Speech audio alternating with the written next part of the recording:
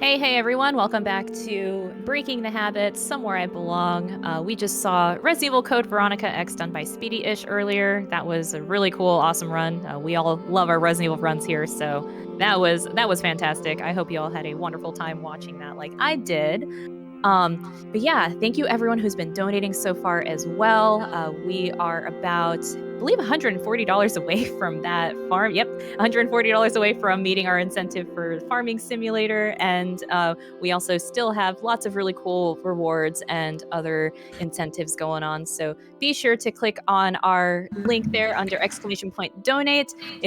We're guaranteed to have a wonderful time here today with that. With us, we have Decosmic running Gungrave ANY. How you feeling, Cosmic? Feeling pretty good. Hope everybody's enjoying all the runs so far. I definitely have as well. And today I have my good buddy Doc with me. Sup, Doc? Sup, Cosmic? How are you? I'm all right, man. Chilling. Nice. Well, we are good to go whenever you are, so feel free to count us down. Yeah, absolutely. So just to give a little tidbit before we begin the run, this is a 2002 PS2 third-person shooter sort of beat-em-up style game called Gungrave, and we can just get on into it, and we'll just explain everything how we go. So 3, 2, 1, time. All right, so basically we are the character known as Beyond the Grave, who is coming from Beyond the Grave to take revenge on a organization that killed him while he was alive. When he was alive, he was known as Brandon Heat. And he has been revived specifically to take down this organization that is run by his former best friend, Harry McDowell.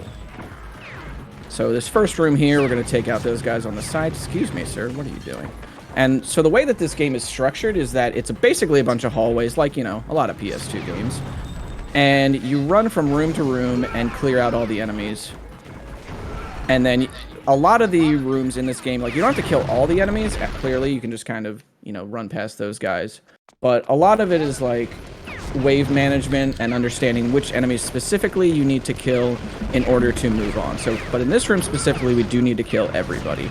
And Grave has 2 handguns that he uses throughout the game. They're called Cerberus. I don't know what they're called separately. I don't think they're called anything separately, but together they are called Cerberus. And on his back, he also wields his own coffin, in case you didn't think he was awesome enough already. He's just carrying around his own coffin to swing as a weapon.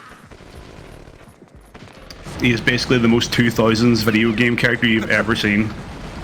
Absolutely, right down to, you know, like the edgy cowboy hat, just to top it all off.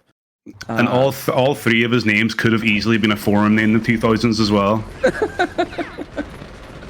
Absolutely. So we're gonna run over here to this boss right here. Just he always runs to this area, so you can just kind of shoot him, and then that's the end of the first stage. Yep, that was Mickey. And that's the last of Mickey. And so now we have a move called the Bullet Dance. And the Bullet Dance is something called a demolition shot. And we start off with, like, I forget the name of the actual first demolition shot, but the second one is called Bullet Dance. So demolition shots are essentially super moves that not only deal a ton of damage either in a straight line or in an area of effect around Grave, they also have the added bonus of just blowing out your speakers. So anytime that a demo shot happens, just headphone warning. I don't know how the audio is on everybody else's side, but it can definitely just be, like, really loud. So we're going to take out these guys here as we run. And so this is a pretty interesting room. So we're going to take out just this first wave here. And then we're going to run over to the side. And we're just going to make sure that we shoot the enemies on the side here, as well as take out the side of this warehouse. And hope that they don't run in. I think that they ran in, but it's fine. And they're going to just hop down from the top. And as you can see, we just killed the enemies on the left side there, and that immediately allows us to progress. A lot of this, there's like pretty much just 0 downtime in this run. You're always running around and doing something. And just, you know, taking out dudes like wherever you may please. We're going to also kind of mitigate some of the slowdown that happens in this area by killing the 2 enemies on the left. And then we're just going to jump up the stairs here. These are called stair hops. I should have mentioned them probably on the first stage. Also, don't mind the slowdown. This always happens. Good old PS2. And we're just going to do that. Excuse me? Thank you. All right. So stair hops, you know, in Resident Evil, they have stair skating, and in Source games, they have bunny hops. But in this game, we have stair hops. Not to be confused with the antithesis, bunny skating. And then we're going to take out these guys here at the top. And we're going to shoot that target and then just run straight on in. And this is, what, a factory, I think, Doc? It's just like, I don't remember exactly what they're making in this factory, but it's nothing good, I'm sure. Yeah, I think it's zombies, if I remember correctly. Excellent. Very cool. Yeah. So we just topped up there. So that's going to allow us to skip a ton of the, running around in circles through this maze of a room, and then we can just kind of head to the end. This room right here, we're going to take out the scientists. And I should note, by the way, that like all of the shooting that I'm doing, this game has a built-in turbo function. So you don't have to mash like the entire time. You can just hold down the square button and you're just good to go. It's called rapid in the context of the game. So pretty easy on the hands to pick up as a speed game.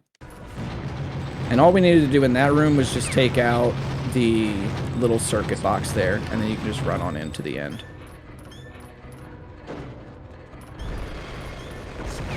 So we're going to run through here. And a lot of these guys, I want to make sure that I'm not looking over to the left of this room, like, because you see right there, as soon as the game tries to take into account the entire room, there is going to be a little bit of slowdown. So now we're going to just kill some more of these guys. And there's going to be a little bit right here. Excuse me, I got body blocked by this guy. And then we're just going to melee with the coffin. They just walked out of the way, that's fine. So now we're going to see the first demolition shot. We're going to switch over to Bullet Dance and then head into the factory worker boss, and he's going to go down in exactly one Bullet Dance. Yeah, sorry for any ear users in the chat. And that, I love the ragdolls in this game. Like that one, especially when it gets the, when you get the close up on it, it's just like so beautiful. He just tumbles everywhere and he's so dramatic.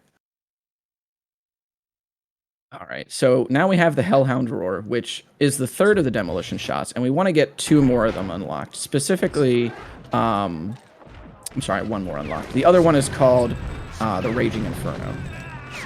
So now we're going to head through a sort of like Chinatown-looking area, and we want to take out that guy there, so then we can do the stair hops up this way. And we're going to beat out a bunch of enemy spawns that are coming in on like a bus behind us by doing that stair hop as well. And then we're just going to kind of run through the streets. This is kind of a little bit of downtime here if there's anything that needs to be talked about in terms of announcements or donations or anything. Yeah, let's see. I believe... Let's see. Yep, no donations in right now, but yeah, just wanted to give everyone a reminder why we're here today. We are benefiting the American Foundation for Suicide Prevention. Their mission is to save lives and bring hope to those affected by suicide. So everyone, thank you so much who have been donating so far. We're super happy that you're here, and even doesn't matter if it's $1, $2, $5, any amount helps. And we are super grateful for everyone who's still here with us today. So thank you for that. And yeah, just so you know, we have, when you go to put your donation in, we have plenty of different rewards you could donate towards, or you can qualify for. Such, I still can't get over that Sonic inflatable G Fuel ad. It's like this giant. Who wants like a 3-foot inflatable Sonic? I mean, I know one of you guys there do, right? Cosmic probably wants one for his room. Maybe, perhaps, yes. I think I cleared up some space recently. I think I could fit it in here. But yeah, so feel free to get those donations and !donate. We have the Tiltify link right in there. Yeah, thank you. Yeah, Cosmic, you're killing it. This game looks super rad.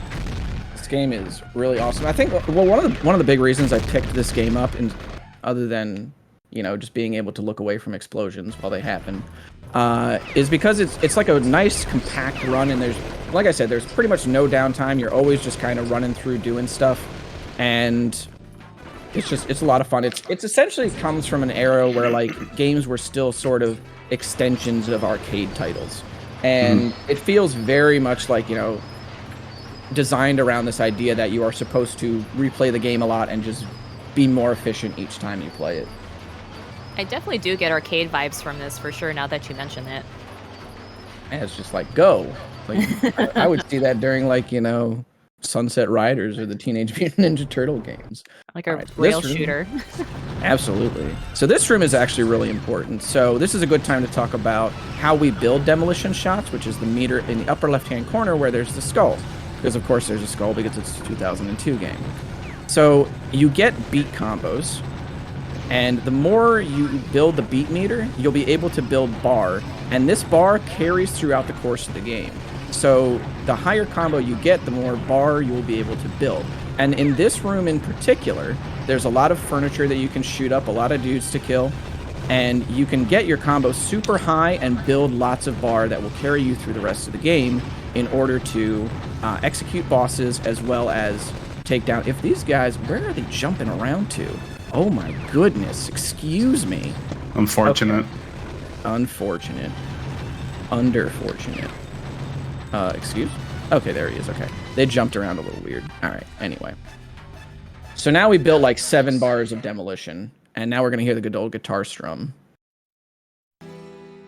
And now we're going to go into the boss fight against Bob Poundmax. Because that is actually this boss's name. This series in general just has some of the best like character names ever. So this is an aristocrat known as Bob Poundmax, and we're going to take him down and then pose on him. But he's not actually done yet. He's going to go into his overkill state where he turns into a giant floating blueberry with a helicopter blade on it. Because why not? 3 helicopter blades, I'm sorry. And so now what we want to do is we just kind of want to watch out for his patterns here and just sort of lock onto him and run around. Because we want to also build a bunch of bar here, a meter here, so that we can execute him. Because this is where we actually get the first instance of executions and execution skips. And executions, you can initiate them whenever the boss is at a very low amount of health. And then the skull will have sort of a like blue outline around it. And then you can initiate the cutscene and then skip it like this. And then Grave will just be standing in front of them, and you get to skip a bunch of their health as well as skip their defeated animation. And then you go straight to the end of the level. And that's it right there. So Bob is down. R.I.P. Bob Poundmax. We barely knew him. What a name. It's incredible. I think the best name in this whole series, though, is Rocket Billy Red Cadillac, who's a playable character in the second game, Overdose. And he wields a lightning shooting guitar. He's incredible. Just incredible. So now we're in this subway section, and we're going to take out some of these guys. And now that's going to cause enemies to spawn over here on the stairs. And we want to take them out as they're spawning in, because then this will open up the next room. And you can see, as I said before, I'm skipping a lot of these enemies because they don't affect the necessary spawns to initiate the next room. So a lot of the way that this game was routed and deconstructed was around sort of, you know, just testing out which enemies are actually necessary to move from room to room and sort of how quickly to kill them, while also keeping in mind the demolition shot economy. So we're going to take out this guy here and then use bullet dance on the rest of this entire store, like a bull in a china shop, and then just kind of cruise on through. Now, this area in particular, you'll notice that I'm really not taking a whole lot of damage, despite a lot of dudes with guns sort of showing up to give me what for, and that's because we're playing on the Japanese version. And this is a pretty good time to mention that the Japanese version has an easy mode that's not present on North American, or as far as I know, European releases. Because games of this era were kind of, you know, subject to... the Japanese releases were made harder when they came out west a lot of the time. So in Japan, they have easy, normal, hard, and then in America, we have like normal, hard, and kick-ass or something like that. But if you're running this game on the North American version, it's very likely that you will either have to kill a couple of dudes to, or a couple extra guys to sort of make sure that you're... Hold on. I don't want to have to talk over this. And or you're gonna have to, you know, maybe heal up a little bit a couple of times. But on the Japanese version, you take so little damage that it's just really never an issue. Like, especially this enemy right here would just absolutely shred your life. Excuse me. Oh, well, I mean, he did that there because I had bad movement, but you know, that's on me. So we're just gonna also do these little swan dives into the loading area. Now, we're going to take out these guys here for posterity. On principle. And we're going to run to the middle of this room and then use another bullet dance. And that'll take out a ton of enemies. This guy usually goes down, but it's fine. And we're going to run over here and take these guys out. And I should note that a lot of the times that you'll see me choose to either walk and shoot or stand still and shoot is just based on how much damage I need to do at a given time.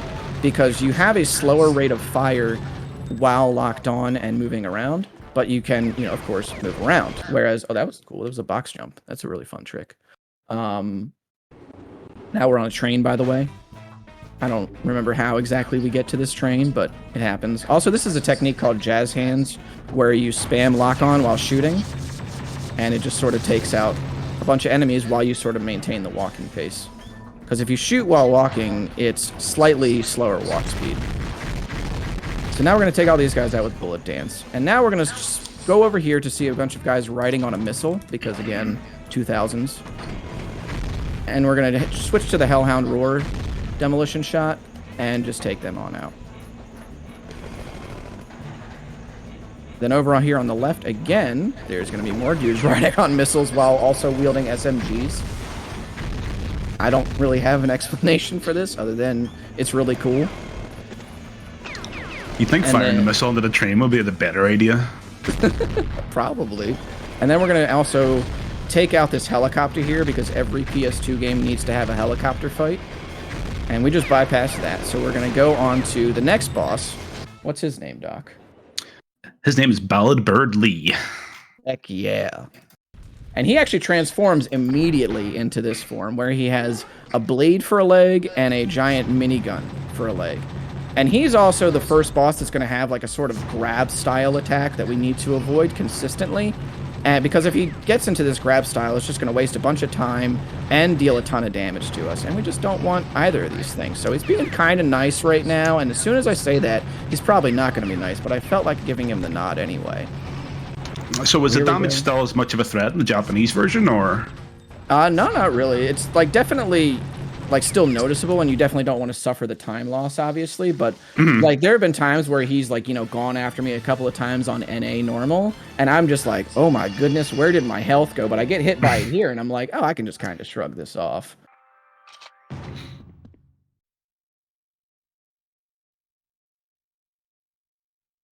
All right, so now this area right here, this is probably my favorite section in the game in terms of like the movement and tricks that are here, because it's a lot of stair hops and really cool jumps back to back. So we're gonna do a stair hop here. I don't know what the audio glitch there is, but you know, yeah, is what it is. Wow. Wow, indeed.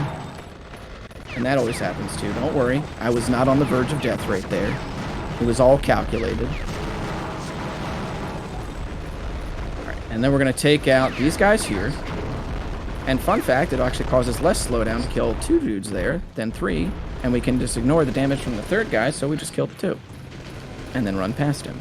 Alright, so this jump right here is a little difficult. We're going to be skipping a little bit of platforming.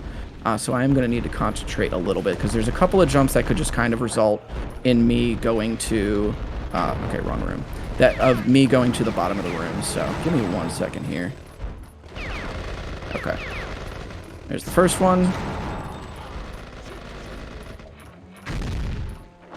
Cool. Got nice. That one. Excellent. Good job. Yeah. Nice. That skips having to fight that flamethrower guy, and also skips just having to do a little bit more walking. We're going to kill those 2 guys there because it prevents the wave from spawning there, and we're going to see if we can get this jump here. Got it. Excellent. Good stuff. And that was like the biggest part of the run that I was worried about. Excellent. Awesome. Cool. So, we didn't have to fight either of those flamethrower guys, and we just kind of get to keep walking. And now, if these guys would stop shooting at me, we're going to take this dude down, and we're going to go to the elevator section. So, this elevator section is really just about kind of paying attention to where enemies spawn from and just kind of keeping to this back corner here, because there are enemies that will like fly across the stage at you and they'll push you out of the way and everything. So you kind of want to hang back towards this back corner a little bit just to make sure that you kind of have full view of everything and can shoot down enemies just kind of willy-nilly. So first things first, we're going to take out these guys. And then enemies are going to spawn here. I got a little bit ahead of myself. And then we're going to spawn there. Sometimes, like, this section is so long that sometimes I get some of the waves mixed up. Now they're going to spawn over here.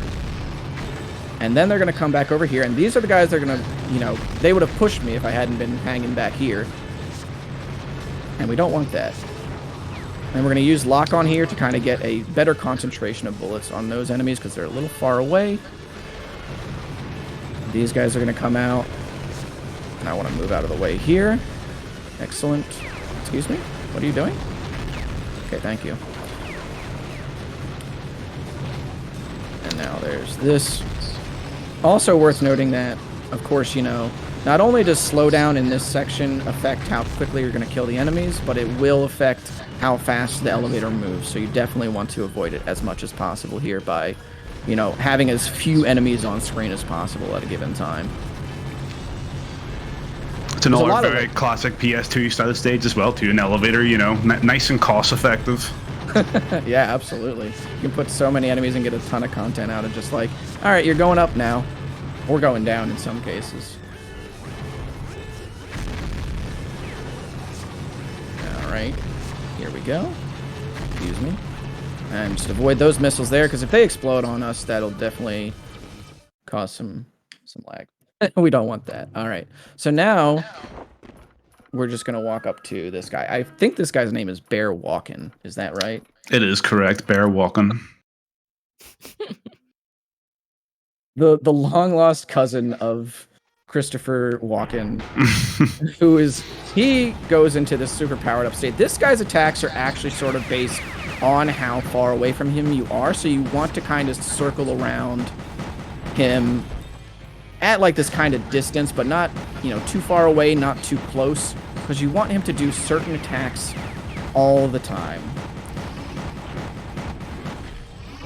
Such as that machine gun. We don't want him to do that, but if he does the grab there, since we're at such a low range, we kind of just want to use the range that we're at to avoid the grab by diving. And then the dive will just make it so that when he collides with us, nothing will happen. The overkill version of Bear Walkin', he'll charge forward at us with a sort of like, you know, a dash punch. And he also throws helicopters at us and cars and stuff, because why not?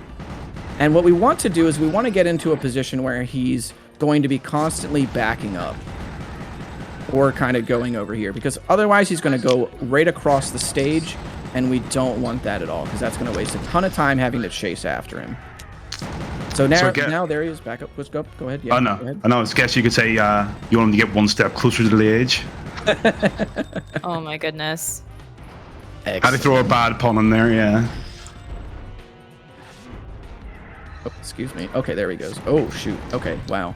He just ended up right on top of me, so there we go. All right, we should be able... This should be good. Oh, no, okay. He had initiated the wave. Good, and then he's going to back up here. He's being, like, so uncooperative right now. This boss is great, though. Just a giant arm attached to a wheel. It's fantastic. I think his other arm is, like, gripping the unicycle or whatever that he's got going on. Okay, here we go. This should be it. Yeah, okay. And then he's skipped. What's up? Good. Oh, peak character design. Oh, yeah, absolutely. I love it. I just love how over the top some of these, like, overkill versions are. Like, they start out kind of reasonable. It's like, all right, it's a soldier dude with, you know, like a bunch of guns attached to him. And then it's like, no. Unicycle wheel that can throw helicopters. I think the artist for this is the artist behind Trigon as well, too. Isn't that correct? Yeah, absolutely. Yep, that was the guy that designed all the characters, was the Trigon artist. So this is Bungie. He is like the top assassin of the organization, and he is like our final obstacle from going to fight our friend Harry McDowell, or one of the final obstacles. So we just kind of took him out. Casually, he can be a real pain, because if you let him out of your line of sight, he'll start healing up. But if you dodge that first shot there and then just sort of, you know, lay into him with your guns, then he just goes down. Also worth noting that this game balances difficulty in the same way that Doom does, or at least the Doom 2016 and Doom Eternal do, which is entirely through enemy damage output. So you're always going to do the same amount of damage to enemies on any difficulty, but they will do more damage to you on higher difficulties. So now this is the tower that we're going to climb to go and fight Harry McDowell. Harry McDowell was involved in... He and Brandon kind of climbed the ranks of this organization. And, you know, they were best friends, kind of like, you know, brothers not by blood. And, you know, they did everything together and promised that they were, you know, going to take care of each other forever and be homies and, you know, climb the ranks and be the bosses one day. And then Harry ends up betraying Brandon, even though Brandon doesn't really want to be the boss. He was just kind of like up there with Harry and, you know, was his, like his right-hand man. And then Harry ends up betraying him to, I guess, just more power.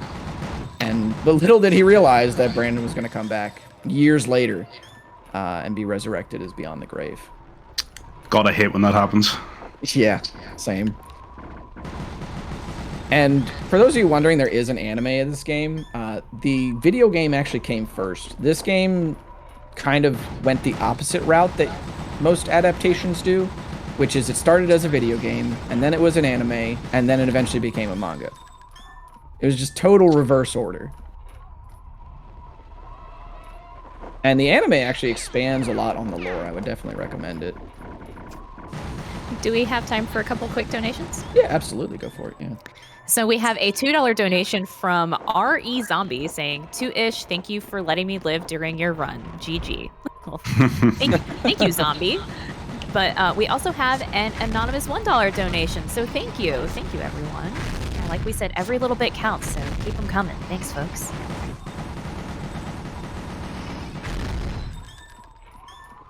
All right. Thank you much for those donations. Appreciate it. And we'd actually just skipped a couple of enemy spawns there by taking out that large sort of like blue and gray bulbous thing. Those contain like enemies in them, and it will just kind of drop them out on a whim. So we actually avoided a couple of very powerful enemies by taking that out before it got to the location where it was going to spawn stuff. So now this is the point where we're going to switch to the Raging Inferno. And this thing's going to drop down, and then we're just going to kind of use this. Oh, okay. I think I was too far away. That's excellent. Cool. So we'll just have to kill a couple extra guys here. Not a big deal. So now this, hopefully this enemy despawn happens up here, because it's really funny to watch. So we're going to run past this guy.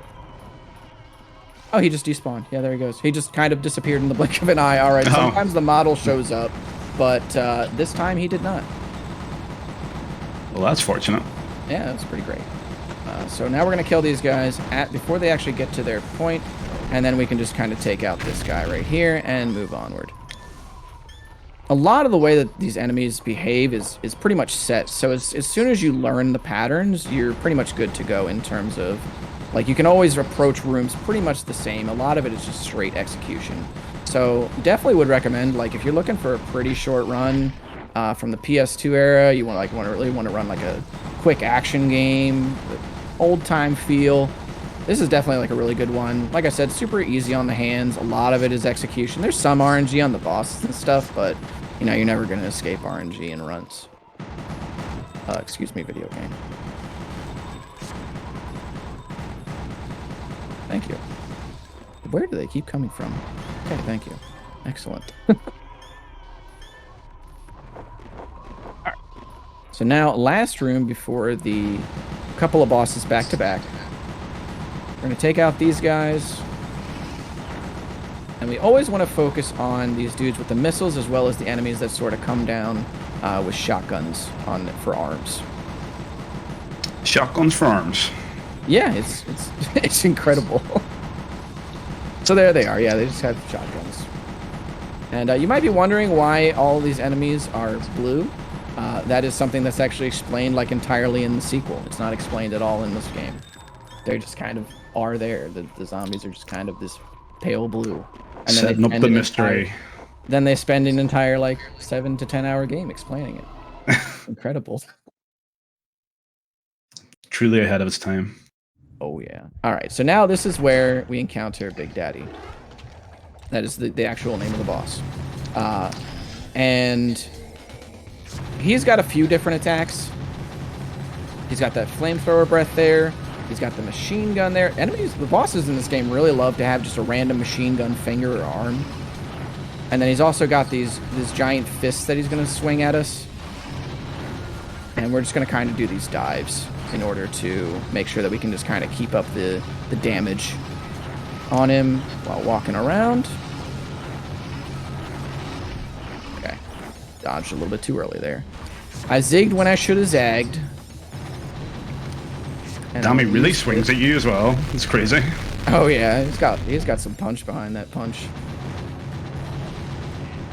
And then now this will be down right here. And that's pretty much like the actual last fight, because this whole last section here, we're just kind of walking backwards in a ominous tunnel while shooting for like a whole minute. So if there's anything you would like to say, Doc, while we're here. If anybody has any questions in the chat, now's a good time. Just like you think this room is a place for my head, you know? Oh my goodness. Doc, I appreciate you so much. I was gonna say, keep those coming. We love that. Indeed. All right, so this is also another thing about this is like, this enemy is kind of, I'm actually going to let this execution rock a little bit. It's only like, you'll actually get to see sort of how long these execution cutscenes are and why we skip them, as opposed to just letting them play out. And it also looks really cool, and we'll just get to see sort of how over the top this game can be. There we go. So he's going to do a donut with his coffin that has jet boosters, you know, standard stuff. And then it's going to transform into a giant missile launcher and a machine gun at the same time. And let off like 4 missiles. And that'll take down the alien head boss.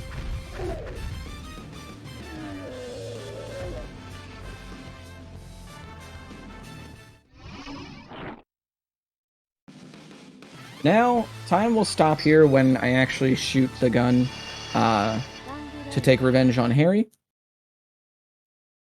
So, coming up. Is it over? It's your turn now, Brandon. Do it. Time. Nice. GG's. GG's. So that was Gungrave. Also, the OST for this game rips, honestly. It's great. I do want to thank very much Breaking the Habit for having me here, allowing me to showcase this game. I think it's a really underrated title in terms of speedrunning. It's definitely, I think, properly appreciated for its time casually. But it's been great to show it off, and this cause is, you know, pretty near and dear to me as a longtime Linkin Park fan and somebody that's in, you know, therapy for long-term depression. It's very like, it definitely hits home. So I want to thank you very much to the organizers for having me on, and Doc too for assisting me, dude. You're very welcome. Yeah, thank you for being here, Cosmic. We appreciate you so much, dude. And actually, so before you sign off, just because I think you'll like this donation here, we have a $20 donation from Cosmic Cow. So from this Cosmic to the other Cosmic here. Here to support the most wonderful people in the world and support a wonderful cause. Good luck, have fun to all my friends, and huge shout outs to the tech crew making everything go off without a hitch. So yeah, figured you'd appreciate that because we love our Cosmics. Oh yeah, other Cosmic, always keeping it clutch. All right, so yeah, that's it from me really. I hope everybody enjoyed the run. If you want to learn it, I'll teach you. That's really it. Like it's a great fun game, and that's really all I got. It's awesome. Thank you so much. Yeah, thank you, Cosmic. Thank you, Doc. Yeah, thank you everyone who's been donating so far. Stay tuned and keep watching. We have Carefree Bomb up next with Clone Hero. He's officially kicking off our rhythm game showcase. He'll be showcasing a bunch of Linkin Park songs and similar ones there as well. So yeah, please stay tuned for that. You don't want to miss it. And yeah, we'll be right back, folks.